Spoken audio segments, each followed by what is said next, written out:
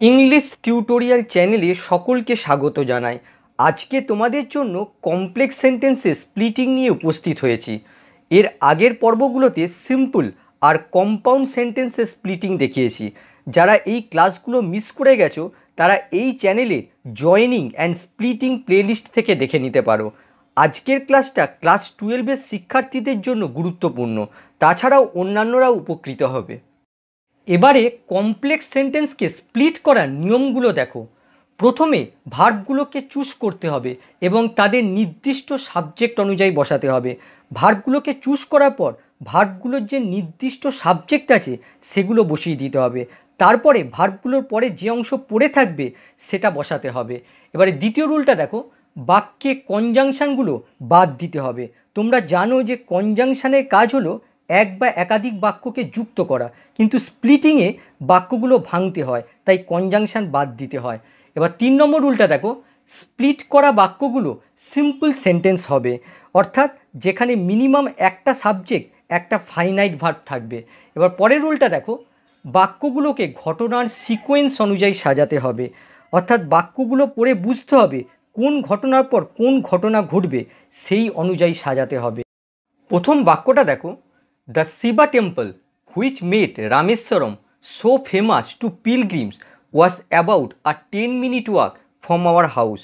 যে শিব মন্দিরটা রামেশ্বরমকে তীর্থযাত্রীদের কাছে এত বিখ্যাত করে তুলেছিল, আমাদের বাড়ি থেকে প্রায় 10 মিনিটের হাঁটা পথ ছিল। এখানে দেখো, the Shiva temple was about a 10-minute walk from our house, এটা হচ্ছে মেন ক্লজ। আর which made Rameswaram so famous to pilgrims, এটা হচ্ছে সাবঅর্ডিনেট ক্লজ। আবার দেখো, এই বাক্যে আমরা দুটো ভার্ব দেখতে পাচ্ছি, একটা হচ্ছে মেড আর আরেকটা হচ্ছে ওয়াজ। তার মানে আমরা মিনিমাম দুটো বাক্য এখান থেকে তৈরি করতে পারবো। আর যেহেতু দুটো ক্লজের সাবজেক্টই সেম, এই শিবা টেম্পল, সুতরাং আমরা যে কোনো একটা ভার্ব দিয়ে শুরু করতে পারি। আমরা যদি প্রথমে এই ভার্বটাকে নিই ওয়াস, দেখো এই ভার্বের সাবজেক্ট হচ্ছে এই শিবা টেম্পল। তাহলে দেখো প্রথম বাক্যটা আমরা লিখতে পারি, the Shiva temple was about a 10-minute walk from our house. আবার দেখো দ্বিতীয় ভার্বটা হচ্ছে মেড, যার সাবজেক্ট হচ্ছে হুইচ। হুইচ বলতে এই শিবা টেম্পলকেই বোঝাচ্ছে। তাহলে দেখো দ্বিতীয় বাক্যটা লিখতে পারি, it made Rameswaram so famous to pilgrims. তাহলে দেখো এই একটা বাক্যকে স্প্লিট করে দুটো বাক্য বানানো হলো। 2 নম্বর বাক্য দেখো, although I had not the faintest idea of the meaning of the Arabic prayers chanted, I was totally convince that they reached God. যদিও আরবি প্রার্থনার অর্থ সম্পর্কে আমার সামান্যতম ধারণাও ছিল না, তবু আমি নিশ্চিত ছিলাম সেই প্রার্থনাগুলো ভগবানের কাছে পৌঁছতো। এই বাক্যে দেখো আমরা 4টে ভার্ব দেখতে পাচ্ছি, হ্যাড, চ্যান্টেড, ওয়াস আর রিচড।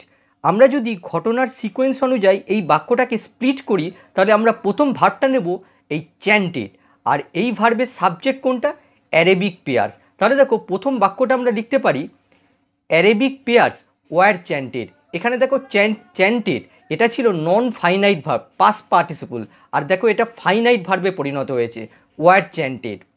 এবারে দ্বিতীয় ভার্বটা হচ্ছে এই হ্যাড, আর এর সাবজেক্ট কোনটা, আই। তাহলে দেখো দ্বিতীয় বাক্যটা হবে, I had not the faintest idea of the meaning of those prayer. এখানে দেখো অলদো কনজাংশনটা উঠে গেল, স্প্লিট করার সময় কনজাংশন উঠিয়ে দিতে হবে। এবারে দেখো বাকি অংশটা পড়ে রয়েছে, I was totally convinced that they reached God. এখানে দেখো আই ওয়াজ টোটালি কনভিন্সড, এটা হচ্ছে মেন ক্লজ, আর এই দ্যাট দে রিচড গড এটা হচ্ছে নাউন ক্লজ। মনে রাখবে, নাউন ক্লজ যদি দ্যাট কনজাংশন দিয়ে শুরু হয়, তাহলে প্রথমে নাউন ক্লজটা লিখতে হবে, তারপরে মেন ক্লজটা লিখতে হবে। তাহলে আমরা প্রথমে এই নাউন ক্লজটা লিখে নেব, তাহলে এই দ্যাটটা বাদ হয়ে যাবে। এবারে লিখব দে রিচড গড। তাহলে দেখো তৃতীয় বাক্যটা হবে দে রিচড গড, তারপরে আমরা এই মেন ক্লজটা লিখব, আই ওয়াজ টোটালি কনভিন্সড। তাহলে দেখো I was totally convinced about this. তাহলে দেখো একটা বাক্যকে স্প্লিট করে 4টে বাক্য বানানো হলো। 3 নম্বর বাক্য দেখো, there was a very old মক্স in our locality where my father would take me for evening prayers. আমাদের অঞ্চলে একটা খুব পুরনো মসজিদ ছিল, যেখানে আমার বাবা সান্ধ্যকালীন প্রার্থনার জন্য নিয়ে যেত। এখানে দেখো দুটো ভার্ব রয়েছে, একটা হচ্ছে ওয়াস আর একটা হচ্ছে উড টেক। প্রথম ভার্বের সাবজেক্ট দেখো ইন্ট্রোডাক্টরি দেয়ার, তাহলে দেখো প্রথম বাক্যটা আমরা লিখতে পারি there was a very old মক্স ইন আওয়ার লোকালিটি। আর দ্বিতীয় ভার্বের সাবজেক্ট দেখো মাই ফাদার, সুতরাং দ্বিতীয় বাক্যটা আমরা লিখতে পারি my father would take me there for evening prayer. এখানে দেখো হোয়ার রয়েছে, এই হোয়ারের পরিবর্তে এখানে দেয়ার আনা হয়েছে।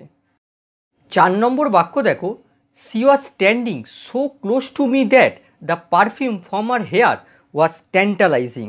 সে আমার এত কাছে দাঁড়িয়েছিল যে তার চুলের সুগন্ধ প্রলুব্ধ করছিল।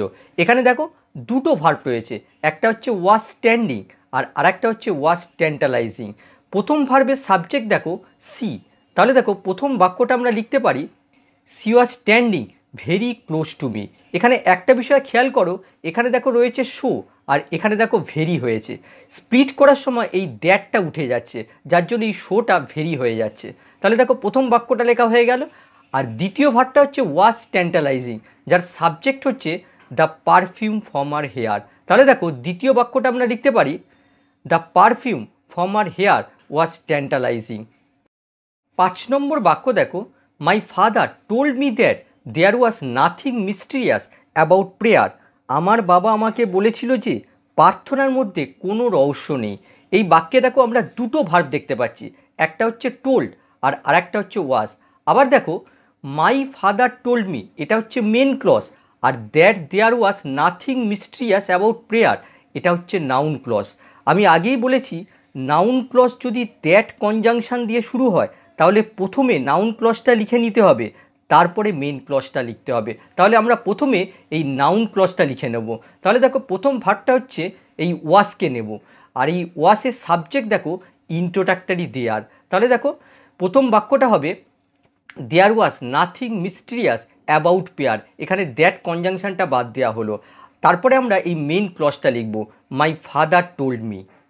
তাহলে দেখো দ্বিতীয় বাক্যটা হচ্ছে মাই ফাদার টোল্ড মি দিস, এই দিসটা লিখতে হবে যেহেতু টোল্ড এখানে ডাই ট্রানজিটিভ ভার্ব, মি হচ্ছে ইনডাইরেক্ট অবজেক্ট আর দিস হচ্ছে ডাইরেক্ট অবজেক্ট, তার জন্য এই দিসটা লিখতে হবে। 6 নম্বর বাক্য দেখো when my father came out of the mosques after prayers people of different religions would be sitting outside waiting for him. যখন আমার বাবা প্রার্থনার পর মসজিদ থেকে বেরোতো বিভিন্ন ধর্মের লোক বাইরে বসে থাকতো তার জন্য অপেক্ষা করে। এই বাক্যে আমরা তিনটে ভার্ব দেখতে পাচ্ছি, কেম, উড বি সিটিং আর ওয়েটিং। এই কেম ভার্বের সাবজেক্ট হচ্ছে মাই ফাদার। তাহলে দেখো প্রথম বাক্যটা হবে মাই father came out of the mosques after prayers, এখানে দেখো হোয়েন কনজাংশনটা উঠিয়ে দেওয়া হলো। তারপরে দেখো দ্বিতীয় ভার্বটা হচ্ছে উড বি সিটিং, যার সাবজেক্ট হচ্ছে পিপুল অফ ডিফারেন্ট রিলিজিয়ান। তাহলে দেখো দ্বিতীয় বাক্যটা হবে people of different religions would be sitting outside. তাহলে দ্বিতীয় বাক্যটা হয়ে গেল। এবারে তৃতীয় ভার্বটা দেখো ওয়েটিং, আর যার সাবজেক্ট হচ্ছে এই same people of different religion. তাহলে দেখো এই সাবজেক্টের পরিবর্তে আমরা দে ইউজ করতে পারি।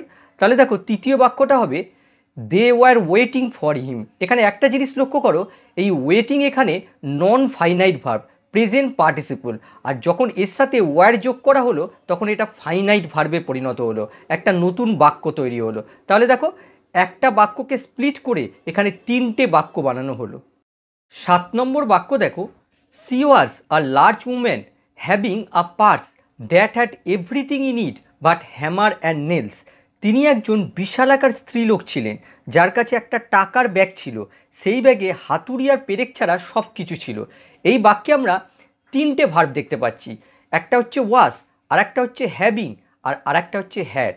প্রথম ভার্বের সাবজেক্ট দেখো সি, তাহলে দেখো প্রথম বাক্যটা আমরা লিখতে পারি C was a large woman. আবার দেখো দ্বিতীয় ভার্বটা হচ্ছে হ্যাভিং, যার সাবজেক্ট হচ্ছে লার্জ উম্যান অর্থাৎ সিকে বোঝাচ্ছে। তাহলে দেখো দ্বিতীয় বাক্যটা আমরা লিখতে পারি সি হ্যাড আ পার্স। এখানে দেখো হ্যাভিং হচ্ছে নন ফাইনাইট ভার্ব, প্রেজেন্ট পার্টিসিপল রূপে রয়েছে, আর এটা ফাইনাইট ভার্বে পরিণত হলো হ্যাড। যেহেতু প্রথম ভার্বটা পাস্টে রয়েছে তার জন্য এটাকেও পাস্টে রাখা হলো। তারপরে দেখো তৃতীয় ভার্বটা হচ্ছে হ্যাড, যার সাবজেক্ট হচ্ছে দ্যাট। দ্যাট বলতে এখানে পার্সকে বোঝাচ্ছে। তাহলে দেখো আমরা তৃতীয় বাক্যটা লিখতে পারি the purse had everything in it but hammers and nail. তাহলে দেখতে পাচ্ছ এই ভার্ব আর ভার্বের সাবজেক্টটা চুজ করার পরে তারপরে বাক্যের বাকি অংশটা আমরা লিখে দিচ্ছি। তাহলে দেখো একটা বাক্যকে স্প্লিট করে 3টে বাক্য বানানো হলো। 8 নম্বর বাক্য দেখো, I am tired of people telling me that I have a pretty face. আমার সুন্দর মুখ লোকের মুখে শুনতে শুনতে আমি ক্লান্ত। এই বাক্যে আমরা 3টে ভার্ব দেখতে পাচ্ছি, একটা হচ্ছে অ্যাম, একটা হচ্ছে টেলি, আর আরেকটা হচ্ছে হ্যাভ। স্প্লিটিং করার সময় বাক্যগুলোকে সিকোয়েন্স অনুযায়ী সাজালে আমরা প্রথম ভার্বটা নিতে পারি এই হ্যাভ, আর এই ভার্বের সাবজেক্ট হচ্ছে আই। তাহলে দেখো প্রথম বাক্যটা হবে I have a pretty face. এখানে দেখো এই দ্যাটটা উঠিয়ে দেওয়া হলো। তারপরে দেখো আমরা দ্বিতীয় ভার্বটা নেব এই টেলিং, আর যার সাবজেক্ট হচ্ছে এই পিপুল। তাহলে দেখো আমরা দ্বিতীয় বাক্যটা লিখতে পারি পিপুল টেল মি সো। এখানে দেখো টেলিং হচ্ছে নন ফাইনাইট ভার্ব, প্রেজেন্ট পার্টিসিপল রূপে রয়েছে, আর যখন আমরা স্প্লিট করে বাক্যটাকে নতুন বাক্য লিখছি তখন দেখো এটা ফাইনাইট ভার্বে পরিণত হলো। যেহেতু বাকি ভার্বগুলো সিম্পল প্রেজেন্টে রয়েছে তার জন্য এটাও দেখো সিম্পল প্রেজেন্টে রাখা হলো। পিপুল টেল মি সো, লোকেরা সেটাই বলে। তারপরে দেখো তৃতীয় ভার্বটা আমরা নেব অ্যাম, যার সাবজেক্ট হচ্ছে আই। তাহলে দেখো তৃতীয় বাক্যটা আমরা লিখতে পারি আই অ্যাম টায়ার্ড অফ ইট। তাহলে দেখো 3টে বাক্যে স্প্লিট করা হলো। প্রথম বাক্যটা হচ্ছে I have a pretty face, দ্বিতীয় বাক্যটা হচ্ছে পিপুল টেল মি সো, আর তৃতীয় বাক্যটা হচ্ছে I am tired of it. 9 নম্বর বাক্য দেখো, many of them offered bowls of water to my father who dip his finger tips in them and say a prayer. তাদের অনেকে আমার বাবাকে জলপূর্ণ বাটি দিত, আমার বাবা সেই জলে আঙুল ডোবাতো আর প্রার্থনা করত। এই বাক্যে আমরা 3টে ভার্ব দেখতে পাচ্ছি, অফার্ড, উড ডিপ আর সে। প্রথম ভার্বের সাবজেক্ট দেখো মেনি অফ দেম। তাহলে দেখো প্রথম বাক্যটা আমরা লিখতে পারি many of them offered bowls of water to my father. তাহলে প্রথম বাক্যটা হয়ে গেল। দ্বিতীয় ভার্বটা দেখো উড ডিপ, যার সাবজেক্ট হচ্ছে হু বলতে এই মাই ফাদারকে বোঝাচ্ছে, সুতরাং মাই ফাদারের পরিবর্তে আমরা প্রোনাউন হি ইউজ করতে পারি। তাহলে দেখো দ্বিতীয় বাক্যটা হবে he would dip his finger tips in them. আর তৃতীয় ভার্বটা দেখো সে, যার সাবজেক্ট দেখো সেম, সেই মাই ফাদার, তাহলে হি ইউজ করব। তাহলে দেখো তৃতীয় বাক্যটা হবে he would say a prayer. এখানে একটা বিষয় খেয়াল করো, এখানে দেখো ভার্বটা রয়েছে সে আর আমি লিখেছি দেখো উড সে। এর আগের ভার্বটা লক্ষ্য করো, দেখো উড ডিপ, দেখো এই ভার্বের সাথে উড ইউজ করা হয়েছে, তার জন্য এখানে উড ইউজ করা হয়নি, তার জন্য এই উডটা এখানে লিখতে হবে। 10 নম্বর বাক্য দেখো, এভরিবডি নোজ দ্যাট, প্রত্যেকেই জানে যে দ্য বয়, ছেলেটা, কোন ছেলেটা, who came to me for help, যে আমার কাছে সাহায্যের জন্য এসেছিল, is a liar or a cheat, একজন মিথ্যাবাদী এবং প্রতারক।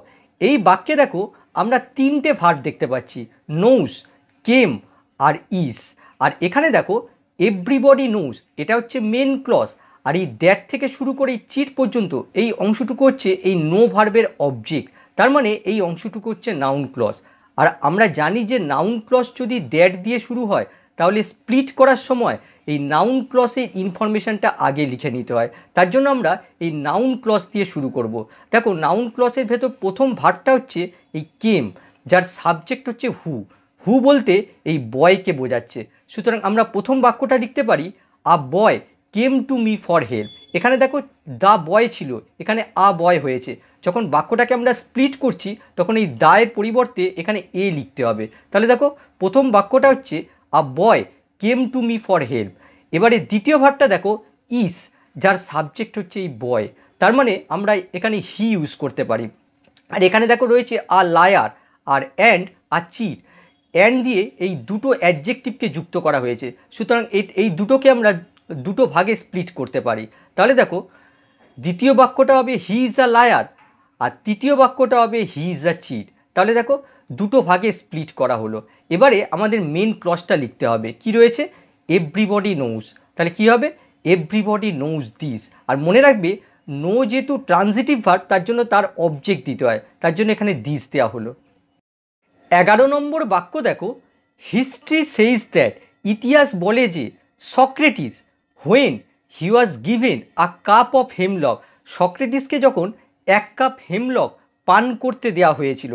হেমলক বলতে এক ধরনের বিষাক্ত উদ্ভিদ থেকে তৈরি বীজ। সক্রেটিসকে যখন 1 কাপ হেমলক পান করতে দেওয়া হয়েছিল continued two talk to his friend, তার বন্ধুদের সঙ্গে কথা বলতেই থাকলো। হু আর স্ট্যান্ডিং বিসাইড হিম, যারা তার পাশে দাঁড়িয়েছিল। এই বাক্যে দেখো আমরা চারটে ভার্ব দেখতে পাচ্ছি, সেইস, ওয়াজ গিভেন, কন্টিনিউড আর ওয়ার স্ট্যান্ডিং। আবার দেখো হিস্ট্রি সেইস, এই অংশটুকু হচ্ছে মেন ক্লজ, আর এই দ্যাট থেকে শুরু করে হিম পর্যন্ত এই অংশটা হচ্ছে এই সে ভার্বের অবজেক্ট। তার মানে এই অংশটা হচ্ছে নাউন ক্লজ। আর আমরা জানি যে নাউন ক্লজ যদি দ্যাট দিয়ে শুরু হয় তাহলে স্প্লিট করার সময় প্রথমে নাউন ক্লজের ইনফরমেশানগুলো লিখে নিতে হবে, তারপরে আমাদের মেন ক্লজকে লিখতে হবে। তাহলে আমরা এই নাউন ক্লজের ইনফরমেশানগুলো আগে লিখব। এই নাউন ক্লজের ভেতরে দেখো প্রথম ভার্বটা হচ্ছে ওয়াজ গিভেন, যার সাবজেক্ট হচ্ছে হি। তাহলে দেখো প্রথম বাক্যটা আমরা লিখতে পারি সক্রেটিস। প্রথমে আমরা হি দিয়ে শুরু করলে চলবে না, হি বলতে এখানে সক্রেটিসকে বোঝাচ্ছে। তাহলে প্রথম বাক্যটা হবে Socrates was given a cup of hemlock. তারপরে দেখো দ্বিতীয় ভার্বটা রয়েছে কন্টিনিউড। এই কন্টিনিউড ভার্বের সাবজেক্টও দেখো এই হি অর্থাৎ সক্রেটিস। তাহলে দেখো দ্বিতীয় বাক্যটা হবে he continue to talk to his friends. আবার দেখো তৃতীয় ভার্বটা হচ্ছে ওয়ার স্ট্যান্ডিং, আর ওয়ার স্ট্যান্ডিং ভার্বের সাবজেক্ট দেখো হু। হু বলতে তার বন্ধুদের কথা বলা হয়েছে। তাহলে দেখো তৃতীয় বাক্যটা হবে দে, অর্থাৎ ফ্রেন্ডের পরিবর্তে এখানে দে ইউজ করা হয়েছে। তোমরা ইচ্ছে করলে এখানে ফ্রেন্ডসও লিখতে পারো, যে হিজ ফ্রেন্ডস এইভাবেও লিখতে পারো। They were standing beside him, এখানে দে লিখলে অনেক ক্ষেত্রে বোঝা যাচ্ছে না যে কাকে বোঝাচ্ছে এখানে, তার জন্য এখানে হিজ ফ্রেন্ডসও লিখতে পারো। তারপরে দেখো এখানে নাউন ক্লজে ইনফরমেশান লেখা হয়ে গেল। এবারে আমরা এই মেন ক্লজটা লিখব। তাহলে কি হবে? History সেইজ this. তাহলে দেখো একটা বাক্যকে স্প্লিট করে চারটে বাক্য বানানো হলো। 12 নম্বর বাক্য দেখো, when Rahim enter the heart in the evening, যখন রহিম সন্ধেবেলা কুটিরে প্রবেশ করেছিল, হি স দ্যাট, তখন সে দেখল যে দ্য স্প্যারোস ওয়ার টুইটারিং, চড়াই পাখিরা কিচিরমিচির করছে। এই বাক্যে দেখো আমরা তিনটে ভার্ব দেখতে পাচ্ছি, এন্টার, স আর ওয়ার টুইটারিং। আর একটা বিষয় খেয়াল করো, এখানে দেখো ইন দ্য ইভিনিং অ্যাডভার্বিয়াল রয়েছে, সুতরাং এই অ্যাডভার্বিয়ালকে দিয়ে আমরা একটা বাক্য বানাতে পারি। তাহলে দেখো প্রথম বাক্যটা আমরা লিখতে পারি ইট ওয়াজ ইভিনিং। তারপরে দেখো প্রথম ভার্বটা হচ্ছে এন্টার, যার সাবজেক্ট হচ্ছে রহিম। তাহলে দেখো দ্বিতীয় বাক্যটা আমরা লিখতে পারি রহিম এন্টার দ্য হার্ট। এখানে দেখো হোয়েন হচ্ছে সাবঅর্ডিনেট কনজাংশন, স্প্লিটিং করার সময় কনজাংশন বাদ দিতে হবে, তার জন্য এই হোয়েনকে বাদ দেওয়া হলো। তারপরে দেখো বাকি অংশটা রয়েছে he saw that the sparrows were twittering. এখানে দেখো হি স, এটা হচ্ছে মেন ক্লজ, আর এই দ্যাট থেকে টুইটারিং পর্যন্ত এই অংশটুকু স ভার্বের অবজেক্ট। তার মানে এই অংশটা হচ্ছে নাউন ক্লজ। আর আমরা জানি যে নাউন ক্লজ যদি দ্যাট দিয়ে শুরু হয় তাহলে স্প্লিট করার সময় এই নাউন ক্লজটা আগে লিখে নিতে হবে, তারপরে মেন ক্লজকে লিখতে হবে। তাহলে আমরা নাউন ক্লজটা আগে লিখব। তাহলে দেখো দ্য স্প্যারোস ওয়ার টুইটারিং, এখানে দেখো ওয়ার টুইটারিং এই ভার্বের সাবজেক্ট ছিল স্প্যারো, তার জন্য তৃতীয় বাক্যটা হয়ে গেল দ্য স্প্যারোস ওয়ার টুইটারিং। তারপরে আমরা এই মেন ক্লজটা লিখব। মেন ক্লজের ভার্ব দেখো স, যার সাবজেক্ট হচ্ছে হি। তাহলে দেখো চতুর্থ বাক্যটা হবে হি স দিস। 13 নম্বর বাক্য দেখো, অ্যাস মাই ব্রাদার, যেহেতু আমার ভাই। কোন ভাই? Whom you saw the other day, যাকে তুমি অন্যদিন দেখেছিলে, ইজ ইল, হয় অসুস্থ, I can not attend the meeting, আমি মিটিংয়ে যোগদান করতে পারছি না, ইউ হ্যাভ কল, যে মিটিংটা তুমি ডেকেছিলে। এই বাক্যে দেখো আমরা চারটে ভার্ব দেখতে পাচ্ছি, saw, is, can not attend আর হ্যাভ কল্ড। এবারে একটা জিনিস দেখো, এখানে দেখো whom you saw the other day, এটা হচ্ছে নন ডিফাইনিং রিলেটিভ ক্লজ। দেখো রিলেটিভ ক্লজের দুপাশে কমা দিয়ে মেন ক্লজ থেকে পৃথক রাখা হয়েছে। মেন ক্লজটা কি? My brother is ill. এবারে একটা বিষয় মনে রাখবে, নন ডিফাইনিং রিলেটিভ ক্লজের ক্ষেত্রে স্প্লিট করার সময় আগে আমাদের মেন ক্লজটা লিখে নিতে হবে, তারপরে আমাদের এই নন ডিফাইনিং রিলেটিভ ক্লজের ইনফরমেশানটা লিখতে হবে। তাহলে দেখো প্রথমে আমাদের এই মেন ক্লজটা লিখতে হবে, my brother is ill. Main ক্লজটা লেখা হলো মাই ব্রাদার ইজ ইল। তারপরে আমাদের এই নন ডিফাইনিং রিলেটিভ ক্লজের ইনফরমেশানটা লিখতে হবে, এখান থেকে এই হুমটা বাদ হয়ে যাবে। আর এখানে দেখো ইউ স, তুমি দেখেছিলে, কাকে দেখেছিলে? এখানে কাকে বলতে এই মাই ব্রাদারকে বোঝাচ্ছে, সুতরাং তার পরিবর্তে আমরা হিম ইউজ করতে পারি। তাহলে দেখো দ্বিতীয় বাক্যটা হবে you saw him the other day. এর পরের ভার্বটা দেখো, এখানে রয়েছে ক্যান নট অ্যাটেন্ড, এই ভার্বের সাবজেক্ট দেখো আই, তাহলে তৃতীয় বাক্যটা কী হবে? Show I can not attend the meeting. এখানে একটা শো যোগ করলে ভালো হয়, যেহেতু এখানে কারণ দেখানো হয়েছে তার রেজাল্ট, তার জন্য এখানে শো ইউজ করলে ভালো হয়। তারপরের ভার্বটা দেখো হ্যাভ কল্ড, যার সাবজেক্ট হচ্ছে ইউ, তুমি ডেকেছিলে, কি ডেকেছিলে? এই মিটিং। তাহলে দেখো চতুর্থ বাক্যটা হবে ইউ হ্যাভ কল্ড ইট, এখানে ইট হচ্ছে এই মিটিংকে বোঝাচ্ছে। 14 নম্বর বাক্য দেখো as soon as he had gone see held a passing railway coolie, যেই মাত্র সে চলে গেছিল সে একজন পাশ দিয়ে চলে যাওয়া রেলওয়ে কুলিকে ডেকেছিল। এখানে দেখো দুটো ভার্ব দেখতে পাচ্ছি, হ্যাড গন আর হেল্ড। এই প্রথম ভার্বের সাবজেক্ট হচ্ছে হি, তাহলে দেখো প্রথম বাক্যটা আমরা লিখতে পারি হি হ্যাড গন। এখানে দেখো অ্যাজ সুন অ্যাজ, এই সাবঅর্ডিনেট কনজাংশনটা বাদ দেওয়া হয়েছে। তারপরের ভার্বটা দেখো হেল্ড, যার সাবজেক্ট হচ্ছে সি, তাহলে দেখো দ্বিতীয় বাক্যটা আমরা লিখতে পারি C held a passing railway কুলি। তারপরে দেখো যেহেতু এখানে অ্যাজ সুন অ্যাজ আছে, তার পরিবর্তে এখানে ইউজ করা উচিত ইমিডিয়েটলি আফটার। যদি বাক্যে অ্যাজ সুন অ্যাজ থাকে, তার পরিবর্তে স্প্লিট করার সময় ইমিডিয়েটলি আফটার লেখা হয়। 15 নম্বর বাক্য দেখো Ranbir who was the captain of the team batted excellently, Ranbir যে টিমের ক্যাপ্টেন ছিল অসাধারণ ব্যাটিং করেছিল। এই বাক্যে দেখো আমরা দুটো ভার্ব দেখতে পাচ্ছি, ওয়াস আর ব্যাটেড। এবারে একটা জিনিস দেখো, এখানে দেখো who was the captain of the team, এটা হচ্ছে নন ডিফাইনিং রিলেটিভ ক্লজ। আর আমরা জানি যে নন ডিফাইনিং রিলেটিভ ক্লজের ক্ষেত্রে স্প্লিট করার সময় আগে মেন ক্লজটা লিখে নিতে হয়, তারপরে আমাদের এই নন ডিফাইনিং রিলেটিভ ক্লজের ইনফরমেশানটা দিতে হয়। কিন্তু একটা জিনিস দেখো, এখানে নন ডিফাইনিং রিলেটিভ ক্লজে এই রণবীরের পরিচয় দেওয়া হয়েছে যে রণবীর কে, সুতরাং আমাদের এই নন ডিফাইনিং রিলেটিভ ক্লজটা আগে উল্লেখ করতে হবে।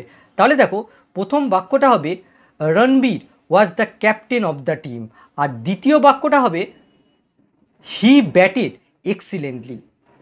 16 নম্বর বাক্য দেখো John was unhappy when he was punished and shown a red card by the referee, John অসুখী হয়েছিল যখন রেফারি দ্বারা তাকে শাস্তি দেওয়া হয়েছিল এবং রেড কার্ড দেখানো হয়েছিল। এই বাক্যে দেখো আমরা তিনটে ভার্ব দেখতে পাচ্ছি, ওয়াজ পানিশড আর শোন। আর এখানে দেখো জন ওয়াজ আনহ্যাপি, জন অসুখী হয়েছিল। আচ্ছা, কখন অসুখী হয়েছিল? যখন রেফারি দ্বারা তাকে শাস্তি দেওয়া হয়েছিল এবং রেড কার্ড দেখানো হয়েছিল। তার মানে দেখো আগে রেফারি দ্বারা তার শাস্তি পাওয়া এবং রেড কার্ড দেখানোর ঘটনা ঘটেছে, তারপরে সে অসুখী হয়েছে। তার মানে এই দুটো ভার্বের কাজ আমাদের আগে সেরে ফেলতে হবে, তারপরে আমরা এই ভার্বটা নিয়ে কাজ করব। তাহলে দেখো এখানে রয়েছে ওয়াজ পানিশড, তার সাবজেক্ট কোনটা? হি। তাহলে দেখো প্রথম বাক্যটা হতে পারে John was punished by the referee. তারপরে দ্বিতীয় ভার্বটা দেখো শোন, যার সাবজেক্ট দেখো এই হি। তাহলে কি হবে? দ্বিতীয় বাক্যটা হবে হি was also shown a red card by the referee. তারপরে আমাদের এই ভার্বটা নিয়ে কাজ করতে হবে। তাহলে এই বাক্যটার সাবজেক্ট কোনটা? জন। তাহলে তৃতীয় বাক্যটা হবে সো হি ওয়াজ আনহ্যাপি। এখানে দেখো সো ইউজ করতে হবে, যেহেতু এটা কারণ আর তার রেজাল্ট বোঝাচ্ছে, তার জন্য এখানে সো ইউজ করতে হবে। তাহলে দেখো একটা বাক্যকে স্প্লিট করে তিনটে বাক্য বানানো হলো। আজকের ভিডিও টোটাল 16টা স্প্লিটিং উত্তরসহ 4টে স্লাইডে ভাগ করে দিলাম। তোমরা ইচ্ছা করলে এর স্ক্রিনশট নিয়ে রাখতে পারো আর প্র্যাকটিস করতে পারো। আশা করি ক্লাসটা তোমাদের ভালো লেগেছে। আবার নেক্সট ক্লাসে দেখা হবে। বাই।